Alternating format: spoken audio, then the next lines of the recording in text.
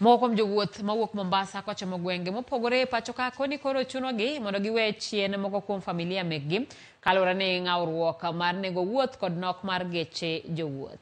Magene giwacho sechego mabende kwan jowuoth omedore malich mokale tesend bas ma Mwembe Tayari e boma ma Mombasa. George Aoko nikod ler.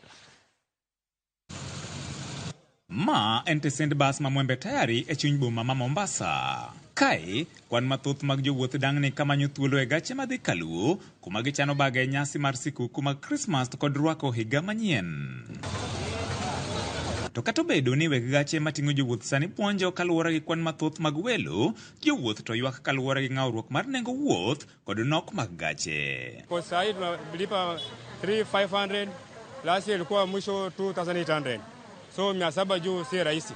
Tafadhali watu wa mabasi, msichukulie kuwa only December watu wana pesa. Watu hatuna pesa, uchumi uko juu, pesa ni kidogo.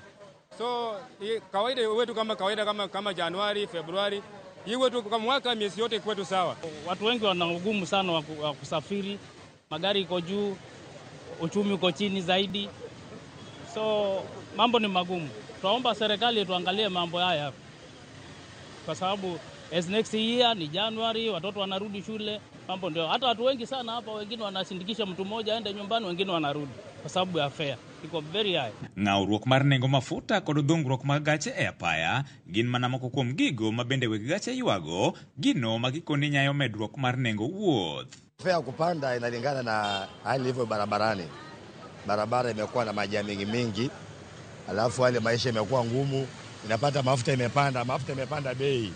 Ndio maana unaona mafare ziko juu. Kitu ambacho imetuaffect sana kwanza ni barabara, abiria ya kukaa siku mbili kwa barabara. Kuhusu jamu hapo ndani ya Mariakani, Bonje, Kiu, atuelewi ni traffic kazi yao haiko sawa ama what's the problem. Sasa ukiangalia kama kampuni yetu ya Modern Coast leo, hatutakuwa na usafiri, tumeaffectika na abiria wamekatiwa tayari.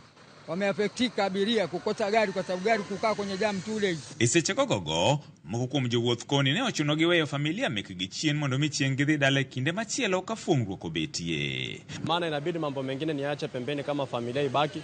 Kwa sababu kama ningesema nende na familia saa hizi, familia ya watu watatu, ningekuwa nalipa shilingi 12,000 peke yake kwenda. Ukiangalia kurudi pia ingekuwa 12,000 kurudi. So ukiangalia pamoja itakuwa shilingi 24,000. Fare ndio iko juu sana. Lakini sasa huenda 3,500 mtu mmoja. So wengine tumeacha familia tu.